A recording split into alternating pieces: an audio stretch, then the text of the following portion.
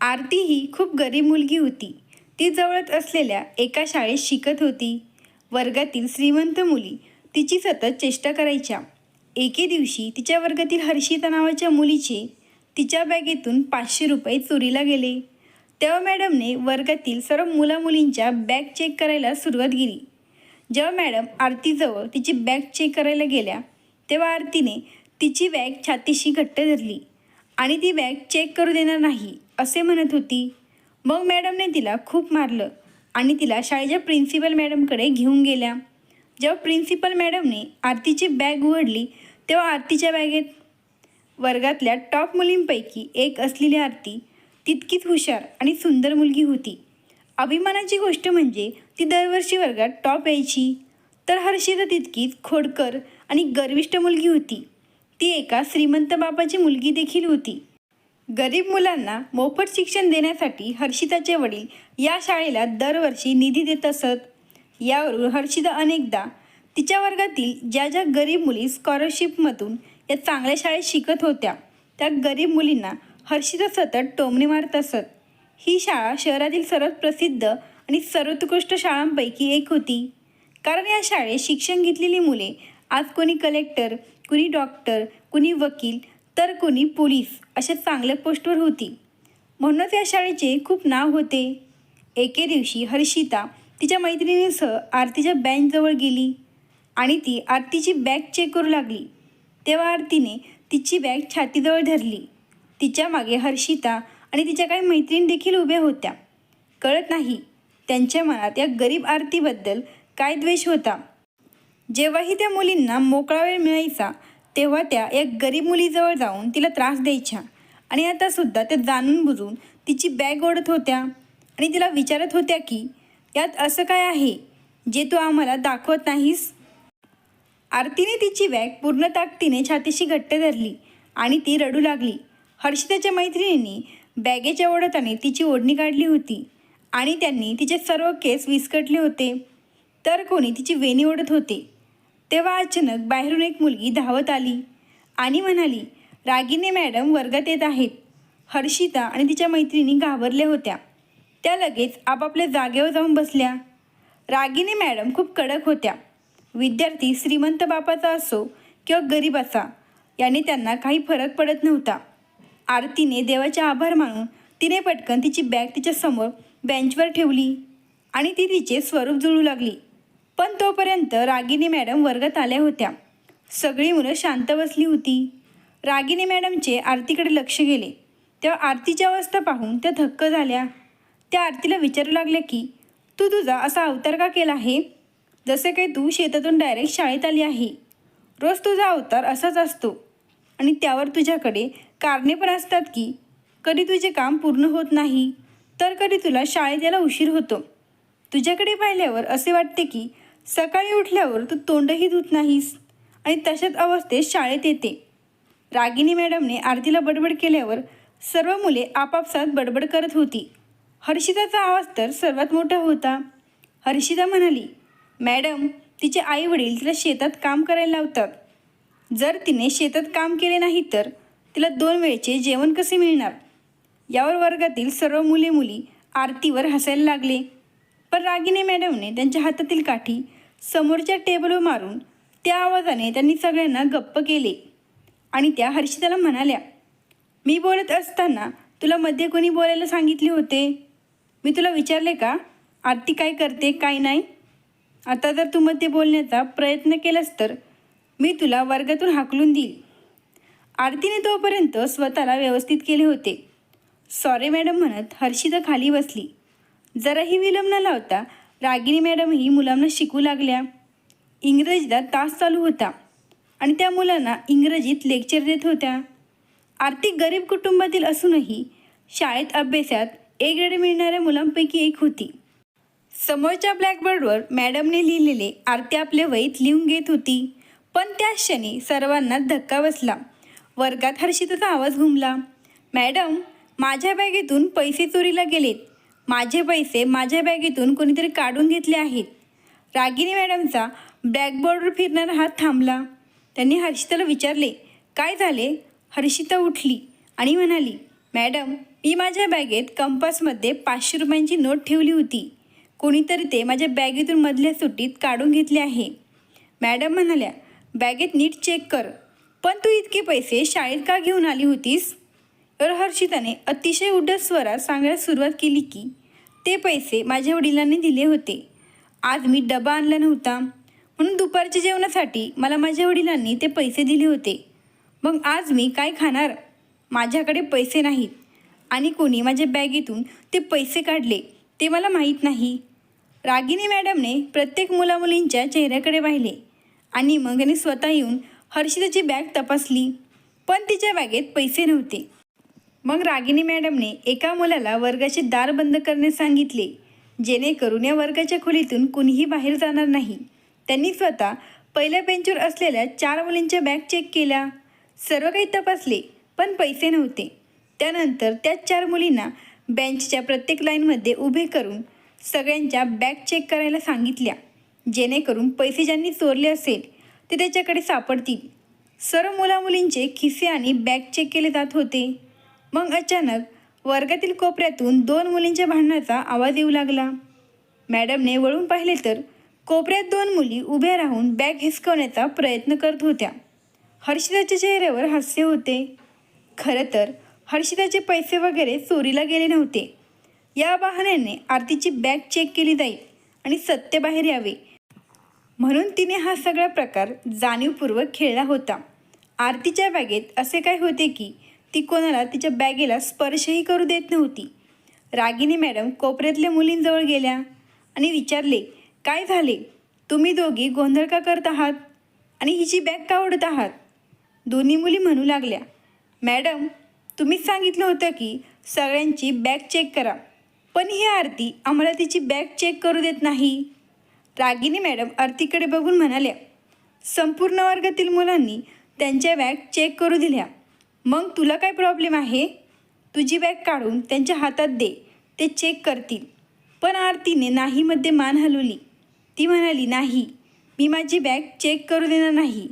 रागिनी मॅडमने हे ऐकल्यावर पुढच्या क्षणी त्या कडक शब्दात म्हणाल्या, म्हणजे याचा अर्थ तूच पैसे चोरले आहेत? चोरी पकडली जाऊ नये म्हणून तू तुझी बॅग चेक करू देत नव्हती.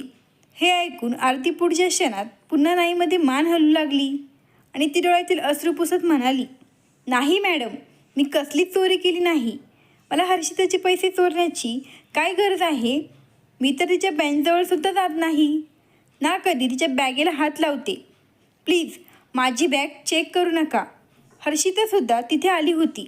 तिने सांगितले की मला आरतीवर आधीच संशय आला होता की हे घाणेरडे काम तिनेच केले असावे. एकतर ही गरीब नीच मुलगी आमच्या तुकड्यावर जगते. या तुच्छ मुलीची लायकीसुद्धा नाही या शाळेत शिकण्याची, आणि वरून आम्हा श्रीमंत मुलीच्या बॅगेतून पैशांची चोरीसुद्धा करते. हर्षिताचे बोलणे ऐकून आरती पूर्वीपेक्षा जास्तच रडू लागली. पण तिने तिची बॅग छातीशी घट्ट पकडून ठेवली आणि म्हणू लागली, मी कोणाचे काहीही चोरलेले नाही. तुम्हाला समजत नाही का? मी तुम्हाला बॅग चेक करू देणार नाही. हे पाहून रागिनी मॅडमने आरतीच्या तोंडावर जोरदार चापट मारली आणि म्हणाल्या, एकतर तू चोरी करतेस आणि वरतून तोंडसुद्धा चालवतेस का? मला तुझी बॅग दाखव, नाहीतर मी तुझी खूप वाईट अवस्था करेल. रागिनी मॅडम आरतीशी सक्तीने बोलत होत्या. शिक्षिकेने मुलांशी अशा पद्धतीने बोलणे योग्य नाही, कारण त्यावेळी रागिनी मॅडम त्यांच्या विद्यार्थिनीशी बोलत होत्या. आरती म्हणाली की काही झाले तरी मी तुम्हाला माझी बॅग कोणत्याही परिस्थितीत दाखवू शकत नाही. वर्गातील गोंधळाचा आवाज वर्गाच्या बाहेर पोहोचत होता.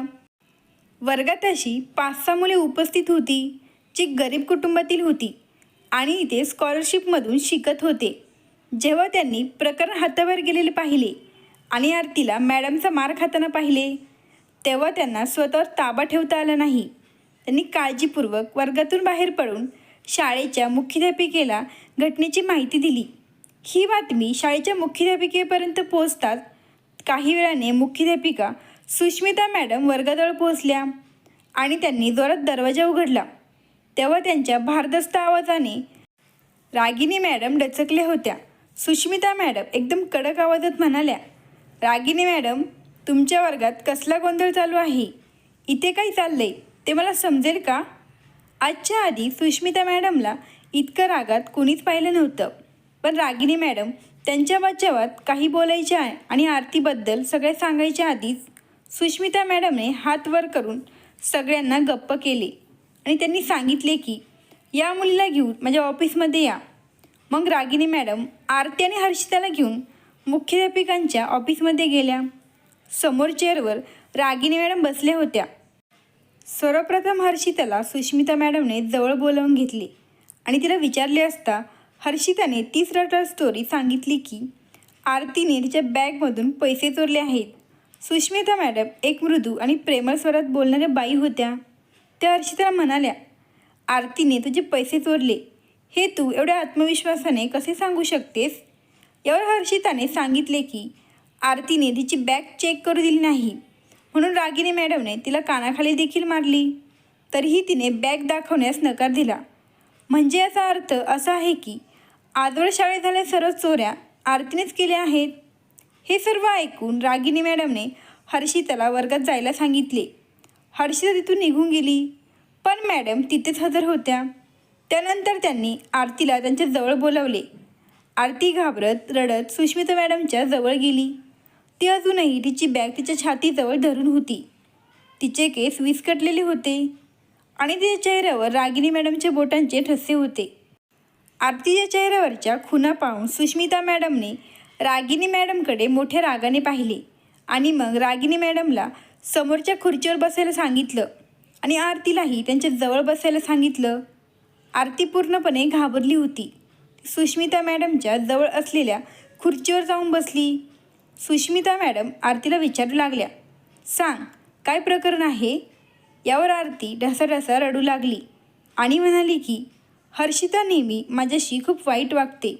सतत मला गरीब म्हणून टोमणे मारत असते आणि तिच्या मैत्रिणींसोबत आम्हा सर्व गरीब मुलांची चेष्टा करते. सकाळपासून ती माझी बॅग हिसकवण्याचा प्रयत्न करीत होती. मी तिला माझी बॅग दाखवण्यास नकार दिल्यावर तिने माझ्यावर चोरीचा आरोप केला. हे ऐकून सुष्मिता मॅडमने आरतीकडे एक नजर टाकली आणि मग म्हणाल्या की मी हर्षिताशी या सर्व गोष्टीबद्दल बोलते. पण तू रागिनी मॅडमला तुझी बॅग चेक का करू दिली नाही? तर संपूर्ण वर्गातील मुलांनी त्यांच्या बॅग चेक करू दिल्या तर मग तू सुद्धा तुझी बॅग चेक करून द्यायला हवी होती. जर तू तुझी बॅग चेक करायला दिली असती तर तू संशयाच्या भोवऱ्यात सापडली नसतीस. तुझी बॅग तू चेक करू देत नव्हती म्हणून साहजिकच आहे सर्वांना वाटेल की तूच चोरी केली आहेस. आरतीने अशा गोष्टी ऐकल्या तेव्हा तिने मान खाली घातली. सुष्मिता मॅडम खूप प्रेमाने बोलत होत्या. त्या त्यांच्या चेअरवरून उठल्या आणि आरतीजवळ येऊन आरतीला तिची बॅग दाखवायला सांगितली. आधी आरतीने नाही म्हणून मान हलवली आणि म्हणू लागली, तुम्ही कोणाला सांगणार तर नाही ना? सुष्मिता मॅडमने खूप प्रेमाने आरतीच्या डोक्यावर हात ठेवला आणि म्हणाल्या, बेटा मला दाखव या बॅगेत काय आहे. सुष्मिता मॅडमच्या विनंतीवरून आरतीने घाबरत सुष्मिता मॅडमकडे एक कटाक्ष टाकला आणि मग तिने आपली बॅग सुष्मिता मॅडमच्या हातात दिली.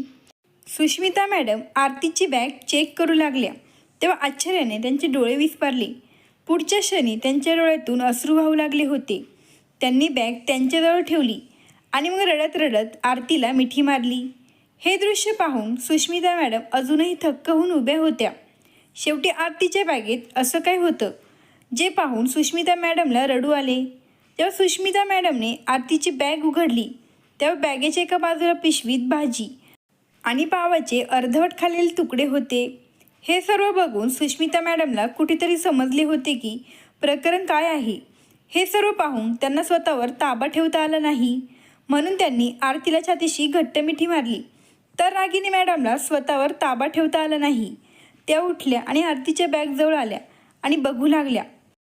बॅगेतील अर्धवट खाल्लेले अन्न पाहून त्यांनाही धक्का बसला. या बॅगेत पैसे नव्हते पण हे अन्न होते. रागिनी मॅडमला समजले नाही की खरे प्रकरण काय आहे. त्या आरतीच्या चेहऱ्याकडे आश्चर्याने बघत होत्या. मग सुष्मिता मॅडम आरतीला विचारू लागल्या की बेटा हे सर्व काय आहे? तू हे सर्वांपासून का लपत होती? आरती रडायला लागली आणि म्हणाली की मॅडम मला माझी चेष्टा करून घ्यायची नव्हती. माझ्या वर्गातील मुले मला खूप चिडवतात आणि माझ्याबद्दल सर्व प्रकारच्या गोष्टी सांगतात. जर माझी बॅग त्यांच्यासमोर उघडली असती आणि त्यांनी माझ्या बॅगेत हे पाहिले असते तर मला इथे शिकणे कठीण झाले असते. माझे वडील वारले आहेत. ते खाजगी नोकरी करायचे. त्यांचा कंपनीत विषारी वायूमुळे मृत्यू झाला. त्या बदल्यात कंपनीने आम्हाला कोणतीच नुकसान भरपाई दिली नाही. माझी आई थोडेफार शिकलेली होती. तिने एका वकिलामार्फत कोर्टात कंपनीविरुद्ध केसही दाखल केली, पण पुराव्याअभावी आम्ही ती केस हरलो. त्यानंतर आम्ही वडिलांच्या सेव्हिंगमधून आमचा घर खर्च भागवत होतो.